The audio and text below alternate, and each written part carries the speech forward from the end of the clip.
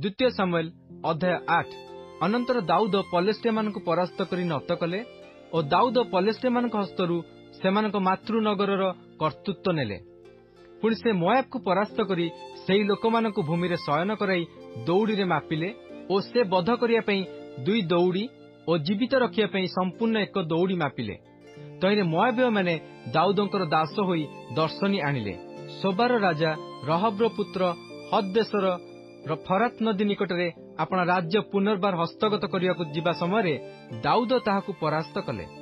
पुणी दाऊद ताहाटारु 1,700 अश्वारूढ़ और 20,000 पदातिक सैन्य नेले।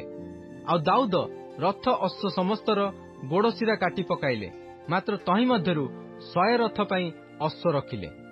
एउतारे दमेशकर अरामीय माने सोबार हददेशर राजार साहाय्य करको आसंते दाऊद सेई अरामीय मानकर 22,000 लोकों को आघात कले।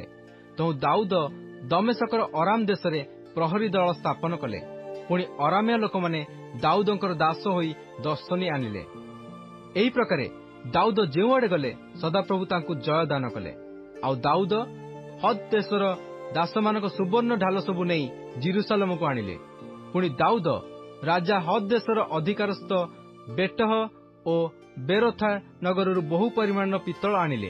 अनंतर दाऊद हद देशर समस्त सैन्य दल को परास्त करियछंती या हमात्र राजा तई शुणन्ते दाऊद राजांकर मंगल वार्ता पचारिया निमंते और हद देशर प्रतिकूल रे युद्ध करी परास्त करिबा सकसु तांकु धन्यवाद देवा निमंते से अपना पुत्र जोराम को तांको कतिकी पठाइला। जेतु हद देशर संगे तईर युद्ध थिला। पुणी जोराम अपना संगे रूपा पात्र और सुना पात्र और पितल पात्र नहीं आसीथिला। दाऊद राजा एई सबु सदाप्रभु को उद्देश्य पवित्र कले।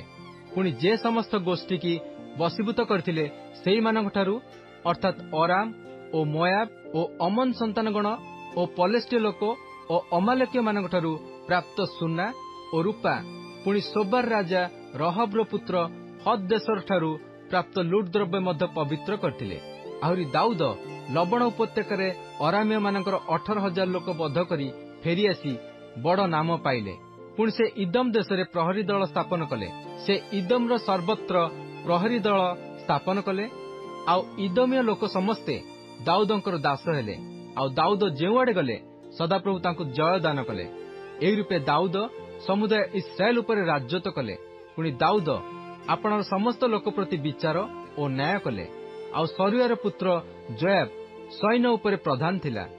अहिलुद्र पुत्र जिहोशाफाट इतिहास लेखक थिला। पुणी अहिटूबर पुत्र सादक और अबियाथर पुत्र अहिमेलक जाजक थिले। सराय लेखक थिला। आउ जिहोयादर पुत्र बनाय करेथिय और पलेथिय मानक उपरे नियुक्त थिला। पुणी दाऊदंकर पुत्र माने जाजक थिले।